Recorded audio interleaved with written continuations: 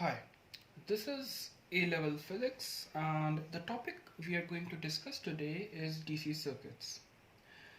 This topic will cover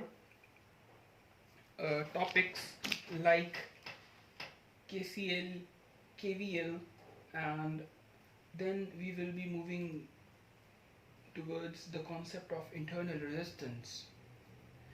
We will also be talking about the effect of internal resistance on power from a battery. So basically we will be discussing the complete AS level content for the topic DC circuits. So let's start. So our first topic would be finding the difference between EMF and potential difference. Basically EMF is electromotive force, and we must know that when charge passes through a power supply such as a battery, let's suppose that we have a battery. When a charge passes through it, it gains electrical energy. The power supply is said to have EMF, electromotive force. The electromotive force measures its volts. The electrical energy gained by each coulomb of charge that passes through the power supply. So we must know that EMF is basically voltage and it is energy by charge, but the energy is transformed from other source to electrical source. For example, in a battery, if we have a battery, in battery the energy, the other source is the chemical energy. The chemical energy is transformed to electrical energy. So for an EMF,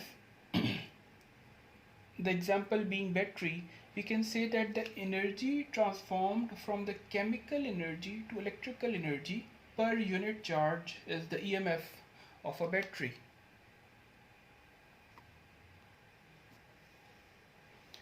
When charge passes through a resistor, for example, we have a resistor and charge passes through it, a resistor or a load, then what happens is that the electrical energy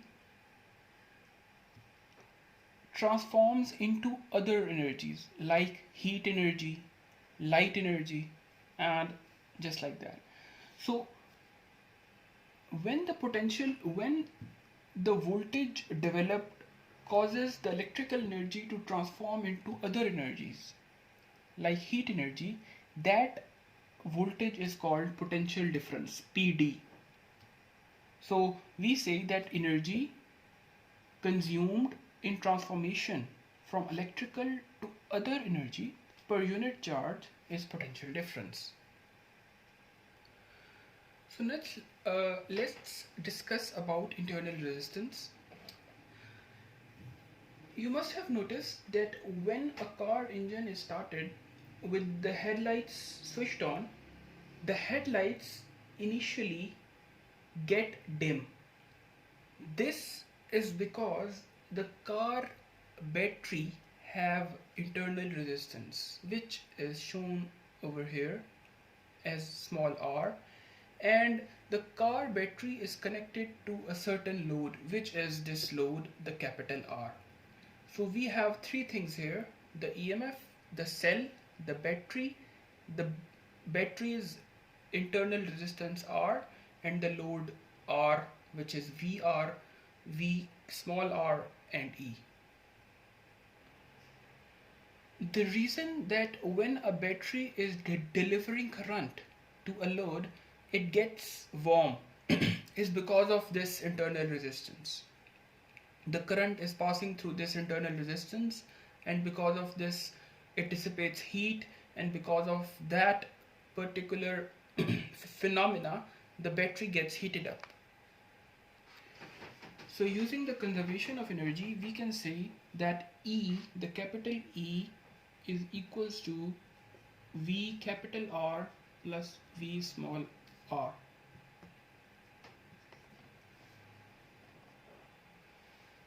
So if we take VR the subject, VR is E minus VR.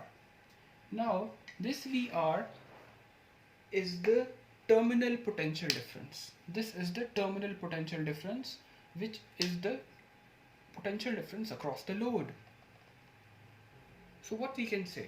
We can say that the terminal potential difference is the potential difference. We are saying it the potential difference because the current, the energy, the electrical energy is being converted into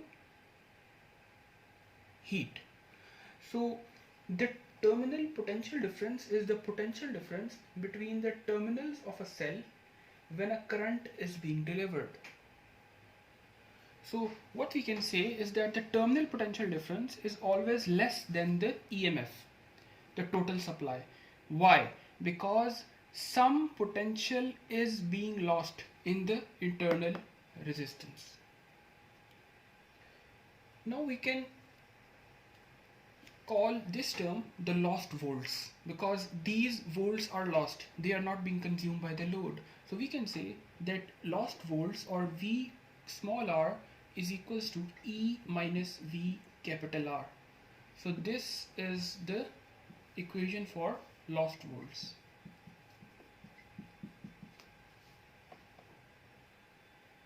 We can also say that these lost volts are also equals to IR, I being the current, which I assume is this, I into the small r. So this is another way of writing the lost volts. Now let's elaborate this equation. e.m.f is equals to VR can be written as I capital R plus V small r can be written as I small r. And then we can take I common, and this will become R plus R. Now from here we can see that I becomes EMF divided by capital R plus R. So if this capital R plus small r becomes 0, the value of I would be maximum. If we short circuit this battery, this EMF, then this R plus R would become 0 and the current would become infinite. But do not try this because this will create a short circuit. This might also explode the battery and the things might get worse. Now our next topic is effect of internal resistance on a power of a battery. Over here we have a circuit which have a battery EMF. The EMF is being provided to a variable resistor load, a variable resistance load. What we are doing over here is that we are supplying a current I to this load which has variable resistance VR. We are changing the resistance of this load and calculating the product IVR, which gives us power. For that value of power, what we are doing is that we are calculating the current. We are calculating the load resistance. The load resistance is calculated by R equals VR over I. VR divided by I. So we are using these 2 points to plot the graph, which will start from a minimal value with minimal value of the load resistance and increasing it to a maximum value. And when we plot the graph, we see that the graph is something like as shown. This graph shows that the maximum power is being delivered when the load resistance is equals to small r, which is the internal resistance of the battery. So from here what we can conclude is that maximum power is being delivered when the internal resistance or R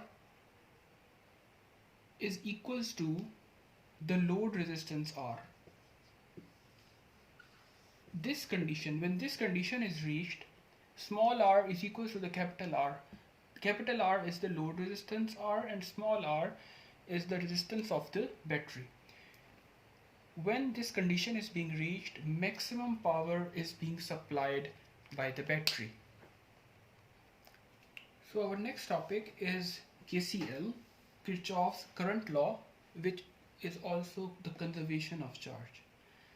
This conservation of charge or the Kirchhoff's current law says that the sum of currents entering a junction in a circuit is always equal to the sum of currents leaving it. For example, we have a junction over here. This is our junction I. The sum of currents entering this junction is I.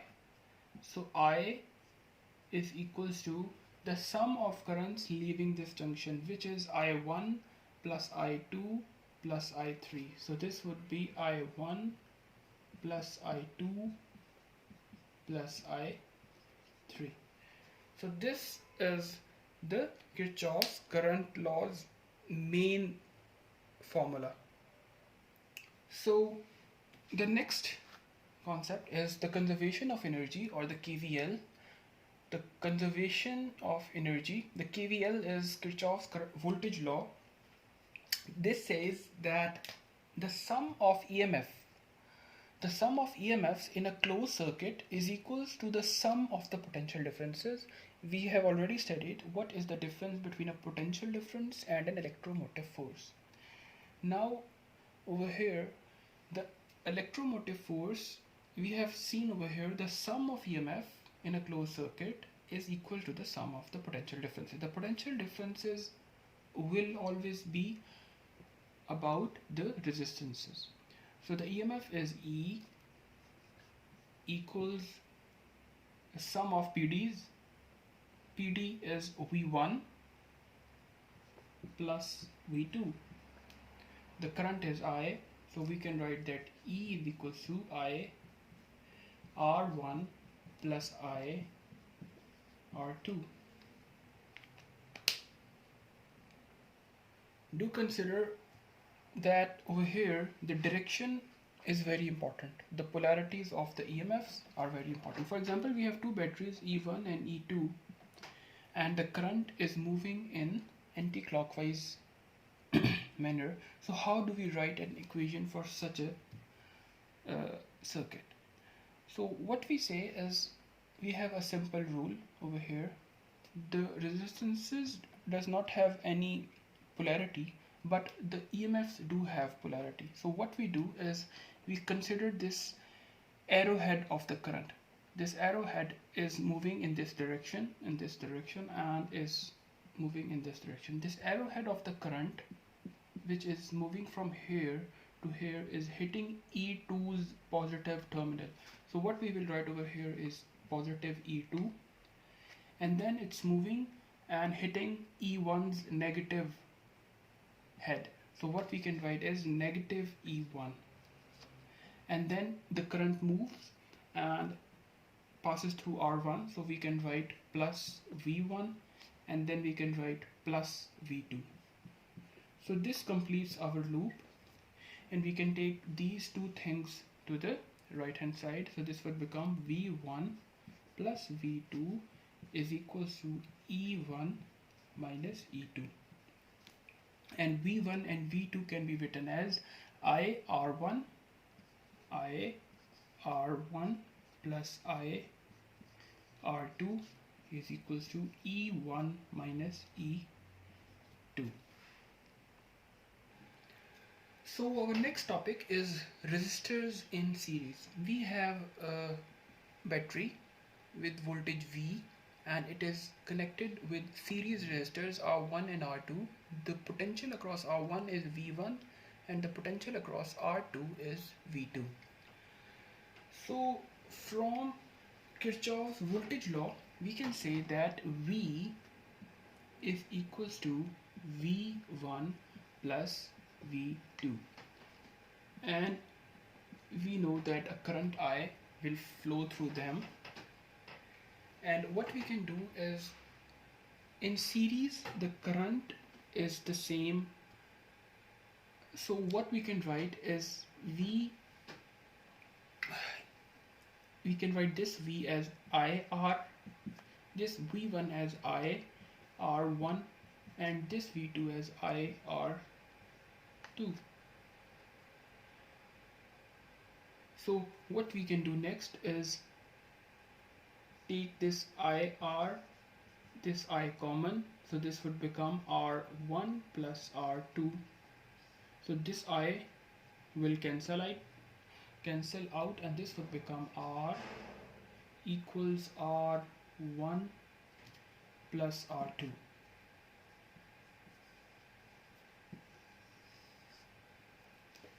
So this is our effective resistance. So if we have resistors in series, we just have to add the resistors. So this R is equal to R1 plus R2. You must know how have we moved from this step to this step. They often ask you in exams. So what we can say, that if we have n resistors in series, so the effective resistance will be equal to R1 plus R2 and so on up to Rn. Now let's discuss the resistors in parallel. So over here in resistors in parallel, we have two resistors R1, R2, and we have the current which is entering this junction and is leaving I1 through R1, and I2 is leaving through R2. So over here what we can apply is KCL, Kirchhoff's current law, and when the resistors were in series we applied Kirchhoff's voltage law. So over here what we can write is the equation I, the current entering this junction, is equal to the current leaving this junction, I1 plus I2. So I equals I1 plus I2. So what we can write is I can be written as V over R. I1 can be written as, now do notice that in parallel the potential is same. The potential across R1 will be equal to the potential across R2, and that is the potential V. So this would be V over R1 plus V over R2. So moving it forward, V over R is equals to V common 1 over R1 plus 1 over R2. So V cancels out, so this would become 1 over R is equals to 1 over R1 plus 1 over R2.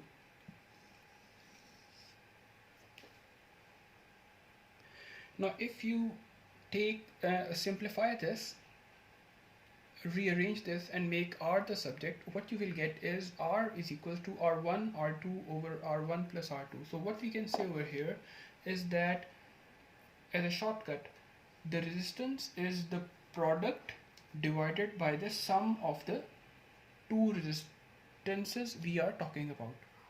For example, if we have two resistors which are, for example, 4 ohms and 6 ohms, so in order to find if they are placed in parallel, and we have to find their resistance, so how we will do it, we will just do 6 into 4 by 10.